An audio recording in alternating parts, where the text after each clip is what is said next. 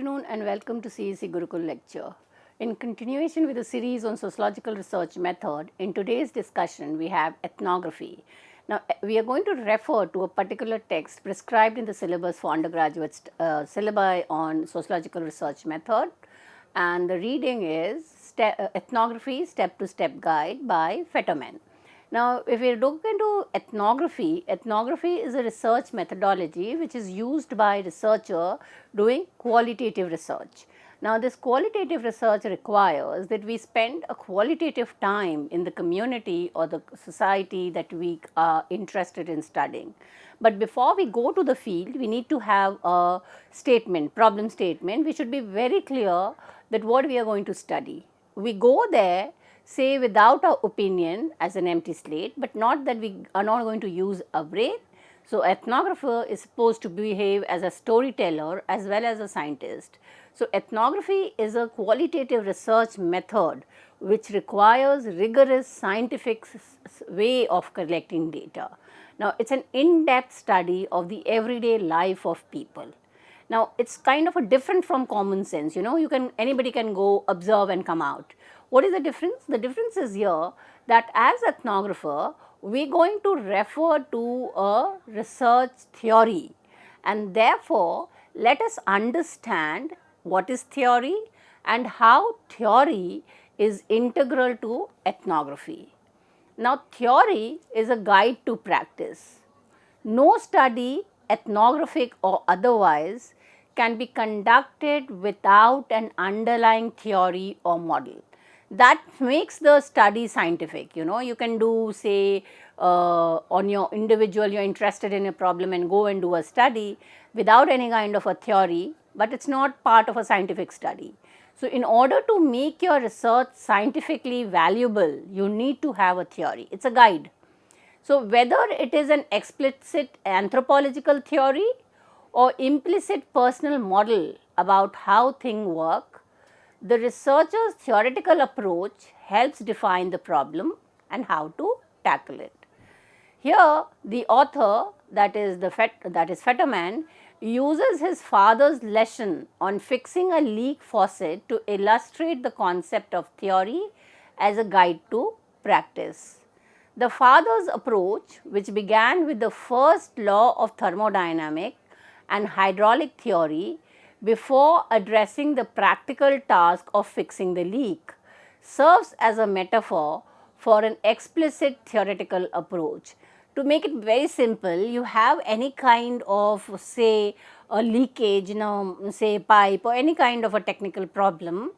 To solve that problem, you have to refer to any kind of theory. Say you use the theory from physics, on pressure, on thermodynamics, and apply that theory to solve that problem. Similarly, in social science, we have identified a problem. Now, in order to understand that problem, we need a theoretical guideline. So, here the author is saying that it was not the most efficient way. When he is referring to the father's example, he is saying some of the time it is not a most efficient way to solve the immediate problem. However, it provides a theoretical roadmap that helped the author understand how all the pieces of the faucet worked together. This deep understanding was the result of the father's philosophical theory-driven approach. The author contrasts this with a simpler, more pragmatic approach, like using a flow chart, which would have solved the problem faster but would not have provided the same level of conceptual understanding or the personal bonding experience with his father. This highlights the importance of selecting the most appropriate theory for a given task, acknowledging that theories or models serves different purpose. And now when we bring it to social sciences, we know the same social reality can be explained from multiple perspectives. Now, we need to be very careful in terms of selecting a statement or problem, and also which theoretical perspective are we going to use to explain the particular social reality. Now, when we are trying to understand the theory, theory is basically building knowledge, or it's a theory of knowledge. So, epistemology becomes very important.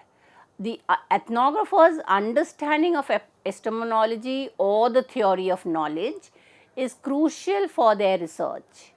It highlights two specific epistemological approaches. One, the feminist, and second, post-structural epistemology. These approaches challenges traditional notions of truth, objectivity, and rationality. They provide a powerful lens to re-examine the world, often asking whose truth is being represented, thereby revealing perspective previously overlooked. So, there in social sciences, the aim is not to discover a truth. It's not that which truth is has more weight than the other.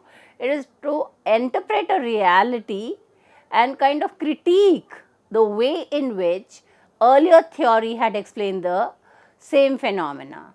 So, we need to kind of understand the theory of knowledge is important. And then the second is phenomenologically oriented paradigm. This is typical model for ethnographic research. It embraces a multicultural perspective because it accepts the existence of multiple reality. This paradigm, that is phenomenology, asserts that the subjective reality an individual perceive is just as valid as an objectively measured reality, because people's actions are based on their perception and those actions have real consequences. Now, phenomenologically, it is kind of any reality can have multiple ways of explaining. A same action, say anybody slapping a second person, can be interpreted differently by a feminist, differently by the phenomenologist. So, they are kind of multiple interpretation of the social reality. Now, studies based on phenomenological paradigm are generally inductive, meaning they are built theory directly from an empirical reality. And now, this empirical reality will differ from one situation to the other. That is why it is contextualizing the social reality. Now, in contrast to phenomenology, we have positivism. Now, most of us begin our basic understanding of sociology with the positivist approach, which is the founding fathers who were trying to kind of arrive at a science of society, sociology as a scientific discipline, were aiming at a positivist approach. So, the positivism as a research paradigm contrasts with phenomenological approach favored by ethnographer. Positivism assumes there is an objective reality that exists independently of human perceptions. So, according to the positivist, the reality is there, it can be observed, compared, analyzed, and a grand theoretical theory can be built around it. However, phenomenology says that there is no universal way of interpreting that reality. It will differ from culture to culture, from situations to situation. Now, in a positivist approach, the social reality can be observed, measured, and understood in a uniform, universal manner. It is typically deductive. Positivism is typically deductive, meaning it starts with a general hypothesis or a theory, then tests it with specific observations. So, you are basically trying to prove either your hypothesis as true or false. In phenomenology, the objective is not to kind of test a hypothesis, rather there is no hypothesis in qualitative research. You are not going to fill the field with a question, and therefore, it is kind of open interpretation of the reality. You are trying to understand the community from the perspective of the respondents there. So, positivistic research establishes a priori assumption. You are going to the field with an assumption made before any research begins about the relationship between the variables. Now, Fetterman then refers to two kinds of theory, ideational versus materialistic theory. Now, what are ideational theories? These theories propose that fundamental change is driven by mental activity, thoughts and idea. They focus on the role of culture, belief and values in shaping society. And what a materialistic theory? These theories suggest that material conditions are primary forces behind change. For instance, if you refer to Karl Marx, his theory is a materialistic theory because he says that economy can kind of change the culture. So, the emphasis factors like ecological resources, economic systems and modes of productions are integral variables in materialistic theory. The choice between ideational and materialistic theory depends on ethnographers' training, personal inclination and the specific research questions they want to answer. Then we also have cognitive theory. Cognitive theory is described as the most popular ideational theory in anthropology today. Cognitive theory operates on the assumption that we can understand what people think by paying close attention to what they say.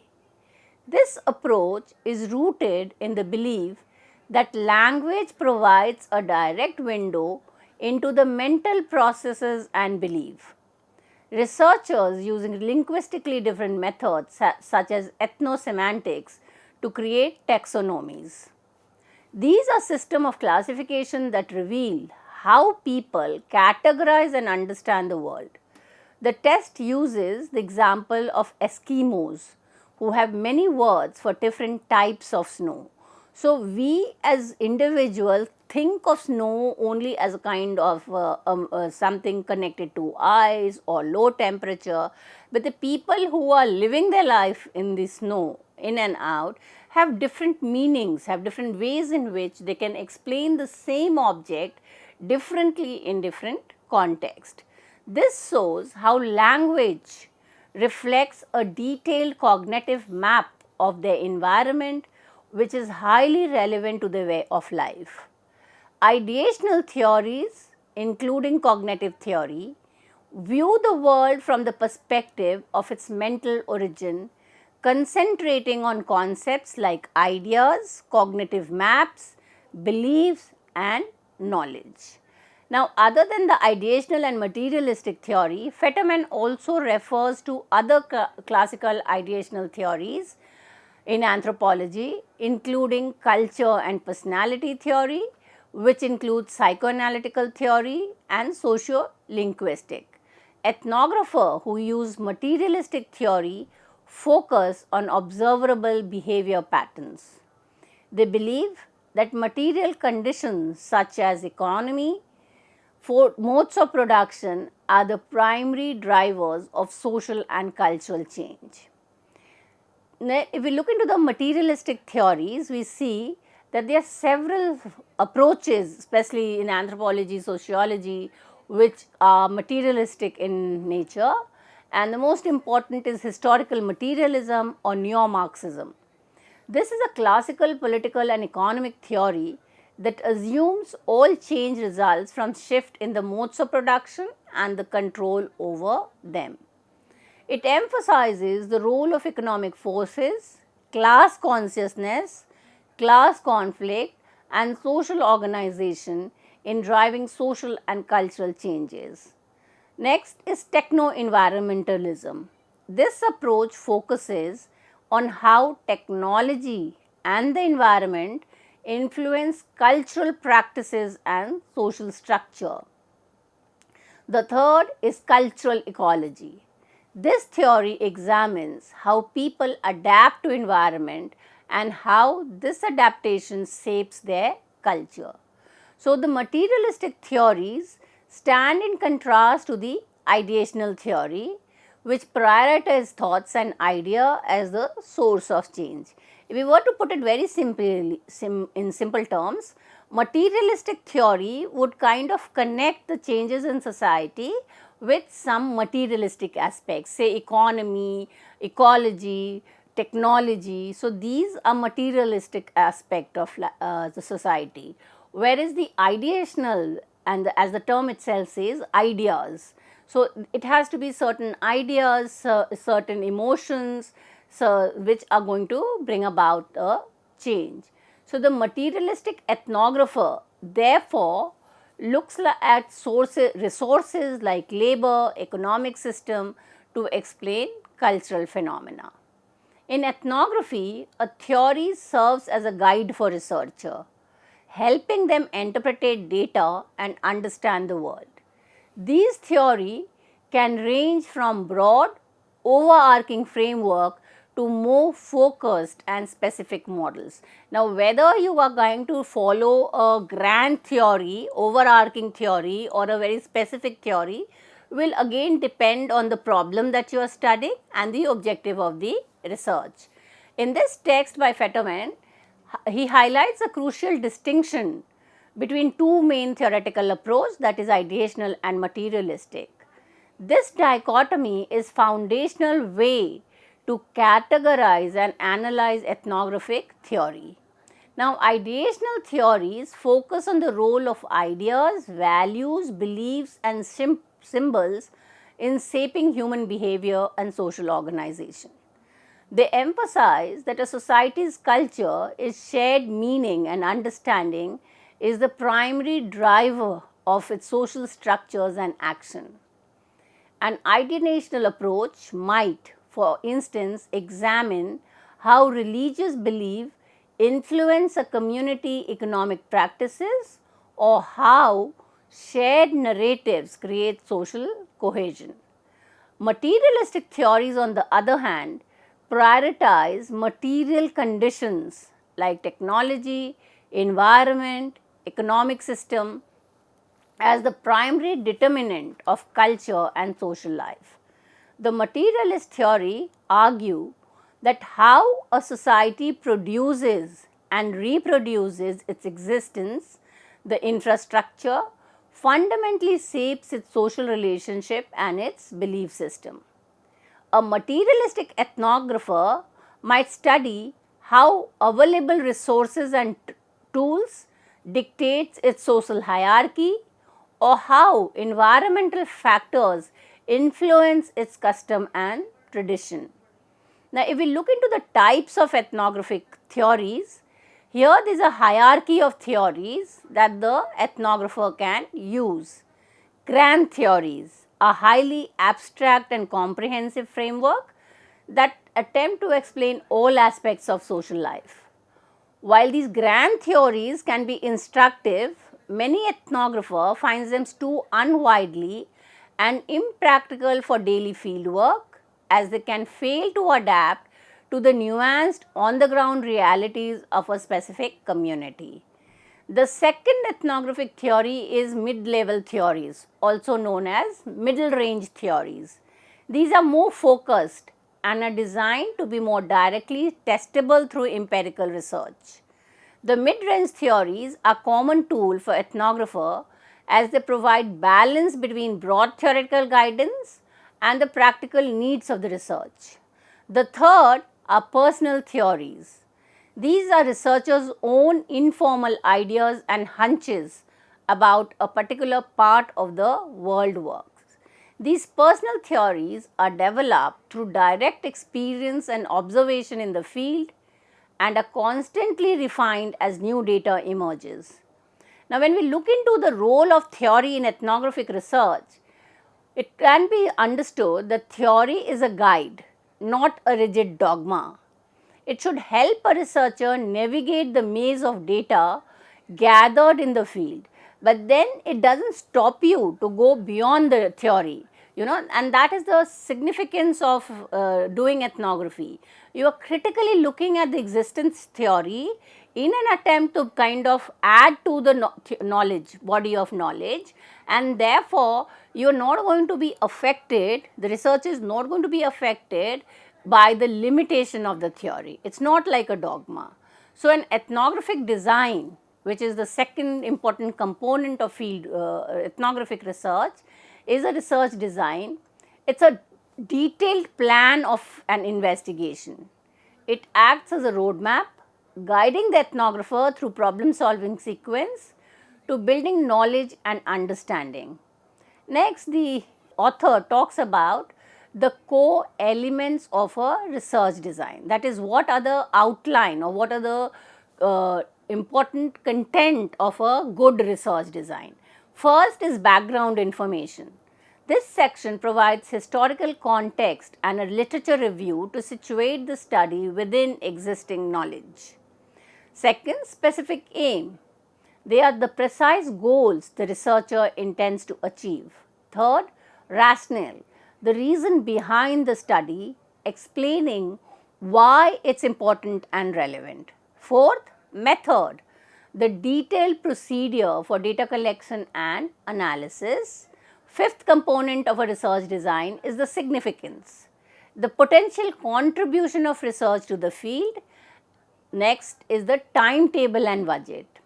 We need to kind of make it organized research and more rigorous research, so we need to have a time frame and a budget. So, a schedule for the research activity and associated financial planning is important part of the research design. Now, when we talk about field work, which Fetterman describes as the heart of ethnography, it is the most important part of ethnography. It is immersive, exploratory process where the researcher lives with the observer and lives with the respondent and observes the people or culture they are studying. So, we have different phases of field work. First, he talks about the survey period. This initial phase is about getting acquainted with the study population. The ethnographer learns the basics such as the native language, kinship system and the overall structure and function of the society. Third is post-survey phase. After the initial survey, the ethnographer starts to narrow the focus. They identify significant themes, problems or gaps in their understanding. This is where they begin to draw clearer conceptual boundaries for their research. There are differences in sampling approach for ethnographic research. While a random sampling is useful getting a representative picture of a group, judgmental sampling is more effective for understanding specific phenomena. So, once the researcher has got acquainted with the field, he or she is able to actually identify these respondents. So, he or she is going to do a judgmental sampling, that is pick up some respondent who are expected to kind of provide the data that is required.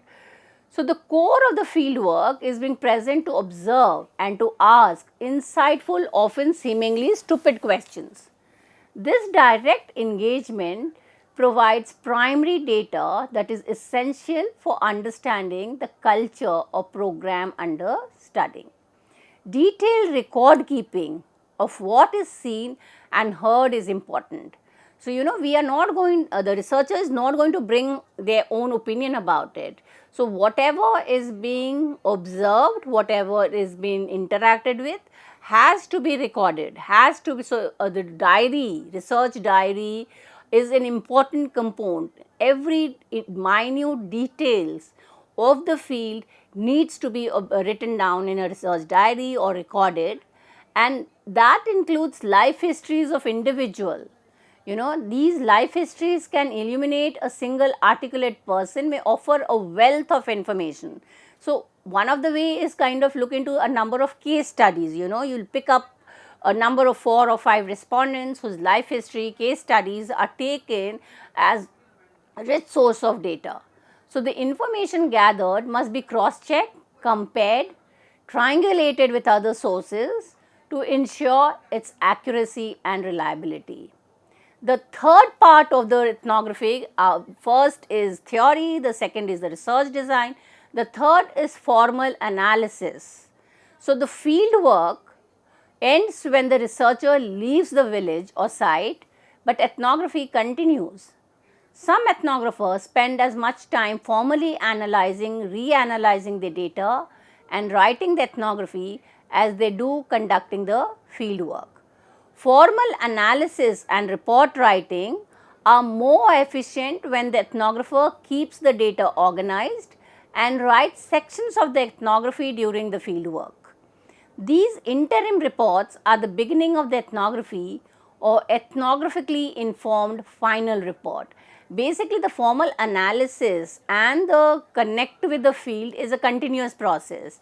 So, when we have already come back from the survey or from the visit from the field, or the field work is kind of ended and we are in the process of data analysis, we kind of feel the need to go back to the field.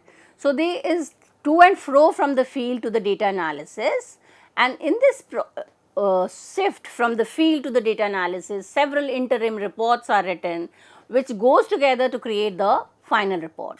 So, the final stage of analysis, the ethnographer must refigure all notes, memoranda, interim notes, paper, digital recording, all the modes of data collecting and an overall picture of how system works from myriad minutes detail up primary conclusion.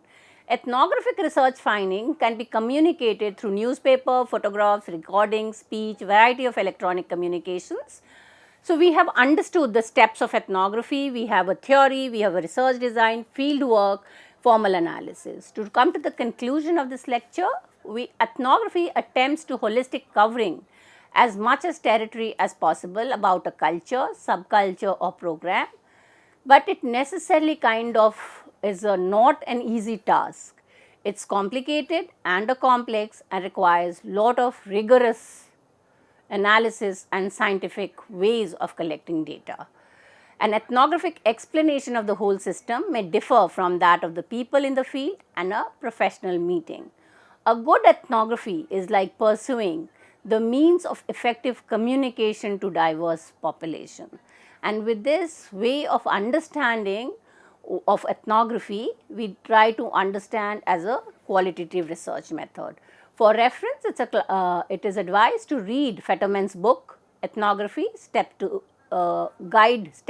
guide. And with this understanding of ethnography as a research method, I come to an end of this lecture. Thank you.